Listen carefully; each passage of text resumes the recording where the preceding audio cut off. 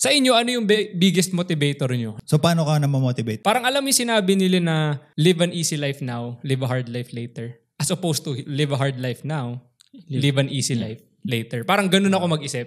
So, may maganda akong topic. Since medyo napag-usapan natin yung paglipat sa Vancouver, ang magandang topic na to. Hindi naman, napag-usapan natin kanina yan. Hindi, off-cam lang yun. Since napag-usapan off-cam, sa tingin nyo, anong topic o definition nyo ng success? Si Austin muna. Austin? Kasi ikaw ang guest dito eh. Oo, ikaw ang guest eh. Anong, parang sa'yo, paano mo masasabing... I think yung being success, pag happy ka na sa lahat, I think that's success. Lahat meaning... Meaning financially, tapos... Very important guest. financially, tapos love life. Siguro yun. Love life and financially lang. Yeah. Yun na yung definition mo ng success. Meron ka bang parang measurable na... Nakalive ba yung TikTok? Nakalive, pare ko eh. Okay. Merong measurable ka bang number sa financially para sa'yo? Basta 6 figures. 6 figures. 6 figures like a year or monthly? A year would be. I think that's it. A year. Yeah. Is happy ka na? Oo naman. Ikaw naman, Kurt. Anong definition mo para sa'yo ng success? Paano mo masasabing successful ka na? Or? Siguro yung sa ibang tao kasi parang yung nakita ko yung success, yung pag may binibili ka, hindi mo na tinitignan yung price tag, di ba? Yung, Pero para sa akin, parang that's very, parang materialistic. Superficial, parang... Parang yung siguro na lang, pag kontento ka na sa lahat ng bagay. Parang sabi nga ni Austin, it's either financially, like relationship status. Yeah. Kasi para sa akin, nakuha ko naman yung gusto ko, pero parang hindi ako nakokontento eh. May kulang pa. Parang wag kang makontento. Wag kang maging komportable. Hindi ko sinabi na wag kang maging komportable. Like, pag nagiging komportable ka, isipin mo na parang kaya mo pang mag-achieve ng mas mataas. Mas malaki. Diba? In what sense sa inyo, like, marirealize na parang sa akin is, kung anong meron na kayo, nyo masasabi. Like, let's say, meron na ako ng bagay na to. Or not necessarily bagay or whatever it is, na meron na kayo na masasabi nyong, oh shit, ito yung pinakil ng success para sa akin. Parang ngayon na meron na ako nitong bagay na to, bagay man yun, relationship man yun, is sasabihin ko sa sarili ko na ito yun. Ito yung happy. Yung parang symbol na... parang ano yung magsisimbolo ng ano mo. Like bagay. Not necessarily. Bagay, kasi, kotse, relo, mga ganun ba? Not necessarily yun. Parang let's say, pag meron ka ng na-accomplish, kasi parang pag nakaka-achieve mo yung 6 figures, na-accomplish mo na eh. Pag meron ka ng magandang relationship, na-accomplish mo na yun. Health din pala, health. 3 things pala yan. Health, financially, tsaka relationship. Yeah. So pag na-achieve mo lahat yun, masaya ka na. Naman. Yeah. Sa'yo, Kurt, meron din financially or anything like that? Kasi kahit ano nung mangyari, magtatrabaho ka pa rin eh. Oo, diba? Tama naman. Tama naman yun. Parang ang maganda kasi pag hindi mo pa nakukuha yung gusto mo, parang pinaghihirapan mo. Hindi boring yung buhay mo kasi parang sila Steve Jobs, Bill Gates, parang boring na yung buhay nila eh. Kasi kahit anong gawin nila, mayaman na sila. Siguro na lang more of like, health nga. Oo, tama naman. Kasi diba si Steve Jobs namatay siyang parang billionaire. Tapos may naman siya, may cancer siya. May cancer siya, diba? Parang, wala din nangyari. hindi niya na-enjoy. Parang, pinaghirapan niya lahat. Hindi mo madadala sa hukay. Yeah. Oo, tama yun. Pero kung si Drake ka, money in the grave. Money in the grave. Kaya ang money talaga hindi importante. Health talaga, tsaka... Di mo quit ka na sa work mo ngayon. Hindi na importante. Ikaw ba Sige. Yun, maganda yung nasabi nyo. Health, di ba? Tsaka relationship. Yeah. Ikaw. Ako naman. Tanong. Ngayon, siguro dadagdagan ko yung sinabi niyo na para sa akin siguro. Sa'yo, ang kukunin ko sa'yo is kontento. Sa'yo naman, ang kukunin ko is happiness. Siguro sa akin, pagka ang number 1 goal ko kasi is mamuhay ng unang-una sa lahat is sa Vancouver. Yun. Makapamuhay ako doon sa condo na gusto ko without thinking yung bayarin ko monthly. So, doon papasok yung finances. So, yung tipong gigising ako nang hindi ko na i-worry kung may trabaho ko or wala. Parang gusto mo lang ng passive income. Let's just say, God willing, may passive income ako or God willing, meron na akong save na pera na ganun kalaki na kaya ko nang mabuhay for the rest of my life. Na nandun lang ako sa syudad na yun. Sa lugar na, let's say, gusto ko tumira sa downtown Vancouver or whatever. Para sa akin, I think yun na yung success eh. Kasi let's say, masaya naman ako sa relationships ko. You know? Parang hindi naman ako... Dry eh. Sa mga nakikinig po sa Spotify, naglagay lang siya ng lip balm. Spotify ba yan? Nasa Spotify to, pre. Shoot. Anyway, going back to usapang success. Yun nga, parang siguro pag na-achieve ko yung bagay na yun, doon ko masasabing kontento na ako. Kasi hindi ko naman hinahangad yung tangin na meron akong 5 million sa bank account, 1 million sa bank account. Parang, let's just say, may pera akong pumapasok na $10,000 a month to the point na kaya nang i-cover yung bills ko. Mabubuhay ako kahit na ano lang gusto kong gawin. Alam mo yun, yung ibig sabihin, di naman sa akin yung dapat makabili ako ng ganito kamamahaling relo, ganito kamamahaling sasakyan. Parang sa akin, simple lang. So yung hindi sa part yung material Hindi talaga. Parang yung sinabi nga ni Kurt na, pag inabot mo yung nakontento ka na. Wala na. Like may mga bagay na, let's say kasi ngayon, sa ginagawa natin, kumikita man tayo ng maganda, let's just say parang nabubuhay tayo sa araw-araw, kaya natin bilhin yung gusto natin. Hindi pa tayo kontento. Yeah. Diba? Human nature, hindi ka makakontento. Tama yun. Kumbaga, ako, parang nabili ko tong kotse na to, parang wala pa rin. Gusto ko pa rin to. Tama yun. Gusto ko pa rin to. Nabili mo tong relo na to. Parang gusto pa ko rin iba. Yeah. Hanggang sa hindi ka nakakontento. Like, may Rolex ka pero gusto mo na Richard Mille. Oo. Di ba? Alam mo yung mga ganun? Yeah, tama yung sinabi ni Kurt doon. Tsaka going back doon, parang sinabi nga ni Kurt, di ba, hindi na ako kontento. Gusto ko lang i-credit kasi nakikinig ako sa Payaman Talks. Sinabi nila kong na parang nasa human DNA daw, yung parang pag na-achieve mo na yung goal mong una, na-achieve mo, sasabihin mo, shit, gusto ko pa nung mas mataas pa. Parang natural na nasa DNA natin yung ano na parang pag nakuha mo na yung pinaka, may bago ka na namang Hindi natatapos. Oo, parang ano siya. Goal. Yeah. Pero para sa akin, matatapos yung pinaka na yun. Pag nandun na ako sa I have my own place, sa lugar na gusto ko, with enough money to live forever nang wala ka nang iniintindi. Happily ever after. Guys, happily ever after. Dito nyo lang narinig yung happily ever after. For the first time. Yeah, for the first time. Ikaw ba, Austin, naisip mo saan ka tatanda dito sa Pinas? Mas gusto ko sa Pinas actually. So talagang uuwi ka doon? Hindi naman like mag-stay forever doon. Kumbaga, 6 months siguro, balik dito. Dual citizen ka na ba? Hindi pa nga mag-a-apply pa ako. Paano mo pala nabili yung lupa mo doon? So basically, yung tita ko, nung nandun pa yung tita ko, siya yung tigaas ko ng papel. Ano ba, real estate agent ba yung tita mo? Agent, broker ba siya? Ano siya, ano ba yung ahente? Siguro, parang gano'n. Yeah, agent niya. Agent siya. So may porsyento siya doon nung binili mo yun? Meron. Yeah. Sa chat, hindi ko naman binili, syempre, pinulugan ko pa siya. Oo, pero may ano siya doon. May share siya doon. 10% ng ano. Ito, sa tingin nyo ba, sa point ng buhay nyo ngayon, in a way, mako-consider nyo na yung sarili nyo successful? No, not yet. Not yet? Ikaw, Kurt? Hindi. Never, yeah. Even if parang pag inisip mo deep down na parang yung ibang tao na... Masyado pa maaga para... Maganda yan. Masyado pa too early. Yeah. Siguro kasi, go. Kung bi-weekly may mapasok sa bangko ko na 5,000, I think that's enough.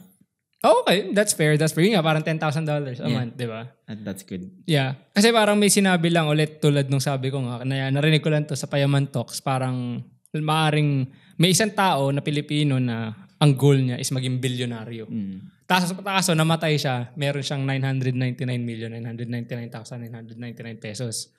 Iko-consider ba niya yung sarili niya na naging successful siya? Sa mata ng iba, successful siya. Yeah. Pero maaring sa mata niya, hindi. Kasi yung goal niya is hindi niya na-meet yung actual number na gusto niya. Which is good. Pero sa tingin niyo ba, ang success na ipapasa? I mean like success, like let's say yung mindset-wise. No. Bakit? Kasi kunyari tatay ko, mayaman na siya, nagawa niya na. Kumbaga ako hindi ko nainisip, nagawa ng tatay ko, hindi na ako maghihirap. May pera, yung pera niya sa akin din naman niya ibibigay eh. So, ang tanong doon, mako-consider mo ba na ipapasa yung success? So, sagot mo, no. Like yung wealth or yung mindset? Ano ba? I don't think... Kasi, let's just say... Okay, teka. Para may... Kumbaga si Lebron, yung legacy ni Lebron, may papasa niya kay Bronny para maging hard worker din si Bronny. Yun. Yung parang parang pagiging hard worker pwede na maging successful. So, pwedeng gawin sabihin ni Lebron yun na pwede niya ipasa yun, pero it's up to the son kung i-approach yung sinabi ng tatay niya. Ako kung gagawin ni Bronny na ano. Okay, that's fair. I would say si Kobe, bro. Ang daming na-inspire ni Kobe. Isa ako dun. Sir Erwin. Yun nga, depende nga sa Mamba tao. mentality. Napapasok mo lagi yung mindset. Kasi parang, parang nakuha ko lang to kasi itong topic na to kila Kong. Kasi talagang parang nakinig ako eh. Parang sabi nila yung nature versus nurture na parang ang pagiging successful ba ng tao is in nature nila. Parang pinanganak ka ba na nasa DNA yung pagiging successful or versus sa nurture na ito yung naging upbringing mo na pinalaki ka ng tao, may nagpalaki sa'yo, ang nakapalibot sa environment mo, yung mga successful na tao. So araw-araw ang naririnig mo is like, ito yung mindset ng pagiging successful, ito yung kailangan mong gawin para maging successful as opposed to sa pinanganak ka na parang, alam mo yung mga gifted na pinanganak na magagaling sa music? Yung mga ganon, parang ang success ba na ipapanganak ka ng ganon mag-isip? Or kailangan kang i-upbring or parang palakihin? Oo, nasa mindset yun. So meaning tingin mo sa pagpapalaki? Ito yung tanong ko sa'yo. Teka lang. Pag pumunta ka sa gym, ikaw yung pinaka-fit doon, ikaw yung pinaka-macho doon. At tingin mo ba parang gusto mo pang pumunta doon? Mamamotivate ka pa ba mag-gym? Kasi ikaw na yung pinaka-fit doon eh. Which is pag pumunta ka sa gym na ikaw yung pinaka-hindi na fit. Siyempre, mamamotivate ka, di ba? Kasi lahat ng people around you, parang mas better sa'yo. Kasi yung ibang tao, depende sa perspective eh. Iniisip ng ibang tao na, like naiingit sila eh. Oo. Hindi nila ginagawang model yung tao na yun para maging successful. Di ba? Kaya ngayon sabi nila, pag pumunta ka sa room na ikaw yung pinakamatalino, hindi ka mag-evolve. Di ba? Parang sumama ka sa room na ikaw yung pinakabobo. Kasi may matututunan ka dun sa matatalinong kasama mo eh. Tama naman. Diba? Tama Parang, kumbaga, depende talaga sa tao. Pag tamad ka. So baga, parang sa environment. So parang nurture nga. Ang success is more on nurture. Hindi siya yung pinapanganak na nasa DNA mo na kagad. Talaga na successful ka, di ba? Like yung mga athlete, di ba? Parang hard work talaga, di ba? May talent ka. Pero di mo naman... Si Iverson, di ba? Hindi naman siya nasa kanya yung talent. Ayaw niya mag-practice. Natapos agad yung career niya, di ba? Unlike dun si Vince Carter, parang ang tanda na niya. Siya at pinakamatanda sa NBA, di ba? Naglalaro pa, di ba? Kasi parang hard work always beats talent. Tama diba? Yun. Ano ba yung sa Tagalog yung daig ng matalino, ng masipag ang... Ano? Daig ng ano? Daig ng nag-hard work yung matalino. Parang ganun? Ang masipag, ang matalino. Basta ewan, nalimutan ko. Aanin pa ang damo kung sa simbahan din ang tuloy. Walang connect. Parang ganun ba? Daig ng masipag ang matalino. Ano na? Parang narinig ko nga yan. Kasi may point dyan eh. Kasi tabi nga ni Kurt, diba, na aanhin mo nga naman lahat ng talent mo kung at the end of the day, potato couch ka. Like, lagi ka lang nakaupo. Imbis na, yun nga, mag-work ka. Like, let's say, i-enhance mo pa, hasain mo yung talent mo. Mas pinipili mo na lang manood ng TV or sa... Hindi naman po hindi sa mga mahilig manood ng TV dyan. Hindi namin kayo binabash. Parang ako. Mahilig ako manood ng TV. Tuwing web, TV lang. So ngayon, out of nowhere. Since ito, pinag-uusapan natin yung success. Sa tingin mo, paano mo ma-achieve yung success mo kung ang ginagawa mo, lagi ka nanonood? Yeah, that's right. Pinapanood mo? Wala, kung ano lang, mga vlogger, kung ano-anong vlogger. Hindi, kasi naman, may natututunan naman siya eh. May skincare routine nga eh. Diba? Pero, sobrang tagal, ano mo rin eh, ma-realize mo, patang ang ginagawa ka dito sa bahay, naka-unod lang ka TV everyday. Pero nanonood ka pa rin? Oo naman, kanina na daw. Pero na-realize ko na, yun nga, na shit, kailangan ng baguhin. Ito katulad nito, kaya ako nag-message kita kasi I want something new. Tama. I like that. I want something new kasi nga, everyday ginagawa ko yun eh. Kumbaga, ano ba naman yung 3 hours, 4 hours akong makasama kay Kurt at kay Erin para mag-gento. Tama naman. Mag-gento. Yeah. Maganda yun. Paano, eto, since kasi parang same-minded naman tayong mga individual dito na parang lahat tayo gusto natin maging successful. Sa inyo, ano yung biggest motivator nyo? Na parang, let's say ako for example, simulan ko na may times na nabe-burnout ako, na napapagod ako gumawa ng kahit na ano na interesado ako, na passionate ako, na hihiga lang ako. Pero ang ginagawa ko palagi, kung hindi ko isasakripisyo yung time na to ngayon na magtrabaho ko, like gawin ko to, hindi ko maaabot. So paano ka na ma-motivate? Yun, iniisip ko siguro palagi yung na parang yung time na wini-waste ko ngayon, parang ngayon magpapasarap ako.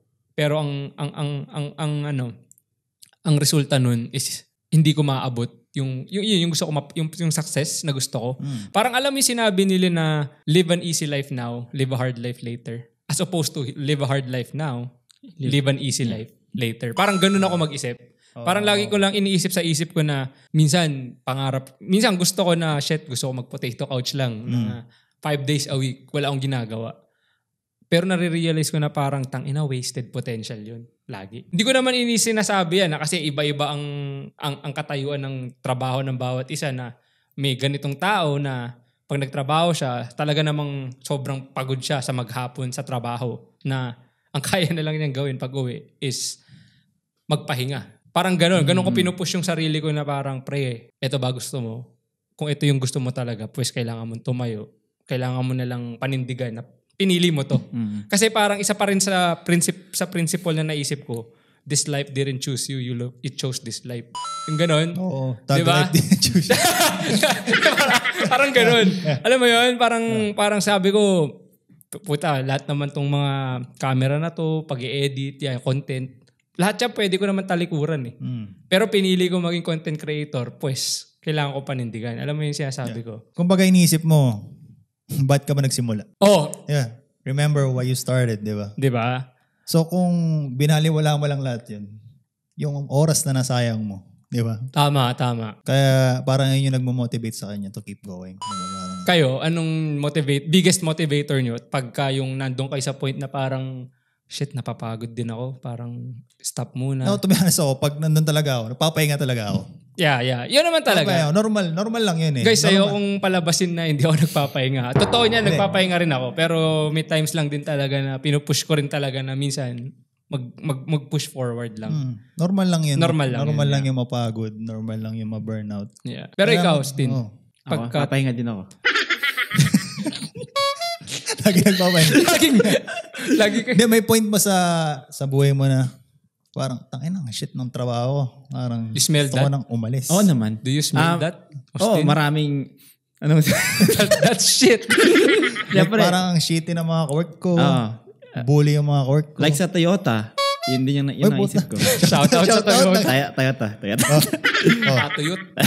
Katulad doon na sa katrabaho ko, na rin ako na puno na ako kaya umalis na ako. Tapos doon naman after nun, magkwento na naman, haba na naman to. Huwag mo na kwento yung side quest mo. Isamaris mo na lang. Yun nga, katulad sa travel, nag-healthcare aid travel rin ako eh. Katulad nun, napagod, papunta pa lang pagod na ako eh. Umuwi ka na. Alam mo yung drive ng 3 hours. Papunta pa lang pagod na ako kaya, iniwanan ka. Sabihin mo muna, sa mga hindi po nakakalamang healthcare aid sa Philippines, parang caregiver ba? Yes. Yun. Anyway, okay. Pagod ka na and then pupunta ako doon, nagkatrabaho ko 8 hours. Diba? And then babalik ulit, 3 hours again. Drive. Parang 6 hours. Diba? Parang, wala ka nang magagawa sa bahay. Tulog na lang. Uwi, tulog. Wala na. Video call. Video call. Alam mo yung sinasabi nila na yung goal mo, bago maging 30, kailangan mo na maging millionaire, di ba? Yeah. Pero ikaw ba, tanong ko to kay Austin, sa edad mo ngayon, sa mga kabatch mo, sa mga kaedad mo, minsan ba kinukumpara mo yung sarili mo na parang, parang they're doing better than me, pero magkaedad lang kami. Minsan ba naisip mo yan? Maganda yun. Kayo ba naisip? Wala naman. Kahit hindi man close friends. Actually, kahit kabatch mo lang. Actually, sa YouTuber, YouTuber. Okay. Nung napapagkisa ako si Doggy, 27 pa lang siya. Meron na siyang, milyonaryo na siya. Meron na siyang mga Corvette, Mustang, may bahay na siya napatayo. Kumbaga, 27 na siya na nakaya niya yun. Bago mag-30. Bago siya mag-13. Milyonaryo na siya. As in, meron na siyang pera. Kumbaga, sa side ko, kailan kaya yun? Pero ano yung mindset mo ngayon about it? Yeah. Tawag dito. Parang ang nangyari kasi, nainggit ako sa kanila na nagawa nila yun sa ganong edad. Kumbaga ako, naging humble na lang ako. Okay, happy for them na nagawa nila yun. Okay, parang just be humble, I guess. Wala nung edad ko I think I was 25 nun. Kumbaga wala yung life ko nun, wala pang direction eh. Hindi ko pa alam kung anong tatahakin ko eh. Kaya tama, siguro, no? well, naging happy na lang ako sa kanila. Kung ano man yung na-reach nila, naging humble na lang ako, happy na lang ako sa kanila. Pero yung inggit ba na yun, may nagawang buti sa'yo daw? Kasi, I mean by buti kasi madalas natin sabihin na masama talaga mainggit. Pero minsan, ang inggit, may nagagawang buti. Na parang, sometimes motivate. Shit, right? Nainggit ako dito. Ang gagawin mo ngayon, pag-aaralan mo yung proseso kung paano niya ginawa. Kaya nga kaya nga na-invest. Ako, nag-start ako mag-invest 25 years old. Kaya nag-invest ako That's good. Kaya nag-invest ako sa Pilipinas kasi naano ako sa kanila, nainganyo ako. Sino bang napanood mo sa ano? Yun nga, actually, mahilig ako, noong time na yun, yung pandemic nag-start, ako si Doggy lagi pinapanood ko eh. Kasi ang dami niyang binibili, ang dami niyang business. So parang nainganyo ka dun sa success na nakikita mo sa kanya. Niya. Na-influence talaga siya ng influencer. So sa tingin mo ba hanggang ngayon, yung influensyang yun, sinasabuhay mo? Paano sinasabuhay? Parang let's say, sinasabuhay meaning like, kumakayod ka, gumagawa ka ng paraan para maabot mo yung... Yun na nga, parang ginagawa mong blueprint, buhay mo. First step nga ako, yun nga, pag-invest sa land. Ngayon, wala akong enough na money para mag-another step forward. Kasi nga, kulang ako sa financial. Kung meron man akong extra, then siguro mag-business na ako, mag-start na akong ano man. Ngayon wala pa sa ngayon. Ano bang plano mong business ngayon? Yun pa nga, hindi ko pa alam eh. Pero that's good. Masaya ako para sa'yo, pre. Kasi isa ka sa mga tao hindi lang nainggit. Hindi natapos sa inggit. Yung pandemic nun Pandemic pa nun, like, alam mo, wala tayong trabaho, wala tayong ano. Pero may extra income ako nun na pinandown ko sa... Tama naman yun. Ikaw ba, anong perspective mo dun? Sa mga kaedad mo na ano? Siguro ako, pre, parang sa isip ko naman is, siguro mabuti din na paano ako mag-isip towards that is, pag may nakita akong kaedad ko na mas successful sa'yo. Mas successful sa akin, unang tumatakbo sa isip ko is anong proseso. Anong ginawa nila para maabot to sa edad na to. Sometimes, di ba, pwede mong i-ask sila. Exactly. Parang yun nga eh. Parang anong ginawa mo? Yeah, di ba? Ba't galit ka? Parang mentor mo. Oo, yun, di ba? Parang 20K. Parang bago sa akin pumasok yung hindi actually sa akin parang hindi inggit eh. Parang mangha. Parang what the heck? Parang anong ginawa niya para mapaabot niya yung sarili niya sa ganitong estado, sa ganitong edad? May tanong ako. I'll go. Bakit merong, di ba usually sa Filipino mindset, alam mo yun, di ba may mga basher? Oo. Bakit hindi na lang sila matuwa sa nakakamit ng tao? Bakit nila kailangan i-bash yung taong nagiging successful? Magandang tanong yan tungkol sa basher.